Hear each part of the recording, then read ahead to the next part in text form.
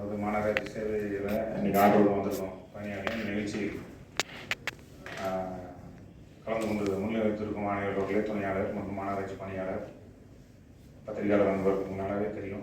வாரம் வாரம் மக்களை சந்தித்து குறைகள் நிறையா எல்லாம் நிறைவேற்றினாலும் இதுவரை 228 சார் சொன்ன மாதிரி 189 முடிச்சாச்சு. நேற்று மொத்தம் 53 பார்த்துக்கோங்க. இன்றைக்கி இப்போ 19 ஆர்டர் கொடுக்கும், 34 பெண்டிங். அது சேர்த்தா 34 வருது ஒரு மண்டலத்தில். ஒரு நல்ல ரெஸ்பான்ஸ் இருக்குது. முதலமைச்சர் உத்தரவுக்கு இறங்க மக்களின், அதாவது மக்களுடன் முதல்வருங்கிற திட்டம் போன டிசம்பரில் ஆரம்பிச்சிது நம்ம மாநகராட்சியில். அது நகர்ப்புறத்துலையும் இருக்குது. அந்த நேரத்தில் மழைன்னா சரியாக ரீச் ஆகலை.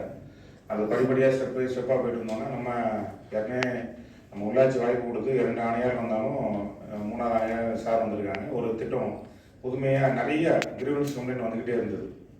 ஆன்லைனில் வரும், நேரடியாக போய் சந்திப்போம்னா 15 வார்டுக்கு போட்டால் கொஞ்சம் வேலைப்பாடு ஈஸியாக இருக்குன்னு நல்லா போயிட்டுருக்கு. இந்த திட்டம் தொடர்ந்து நடக்கும். இப்போ பொதுமக்களுக்கு ஏற்கனவே உங்களுக்கு தெரிவித்து நான் திருப்பி சொல்கிறேன்னு நினைக்க வேண்டாம். பத்திரிகையாளர் மூலமாக நம்ம போன மழையில் 100 வருஷம் இருந்த பெஞ்ச மழை பெஞ்சது 4 நாளில் வடிஞ்சது. முதலமைச்சர் உத்தரவு, முதலமைச்சர் வந்தாங்க, எல்லா துறை அமைச்சர், உள்ளாட்சித்துறை அமைச்சர்கள் வந்து எல்லா அமைச்சரும் MP மேடம் உள்ளிட்ட அனைத்து பணியாளர் மாநகராட்சி தமிழ்நாட்டில் நிறைய இடத்துல வந்தாங்க. செக்ரட்டரி, கவர்மெண்ட் செக்ரட்டரிஸ் எல்லாம் வந்தாங்க. உடனே வடித்தோம். இந்த ஆட்டம் அந்த பிரச்சனை வரக்கூடாதுங்கிறக்காண்டி ஓயாமல் ஆன்லைன் மீட்டிங் இருக்கட்டும் சார் ஆணையர்களுக்கு வலியுறுத்தப்பட்டு விடுது.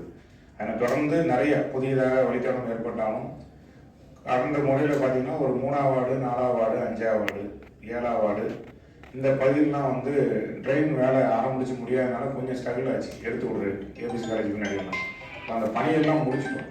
நம்ம ஏரியாவில் பருவமழை எப்போ வரும்னா அக்டோபர் 15க்கு மேலே தான் வரும். அதை சரி பண்ணுறதுக்கு அந்த மாதிரி எல்லாம் முடிச்சாச்சு. இந்த இடம் அந்த பகுதியிலும் தன்னாலாக தண்ணி போயிடும்.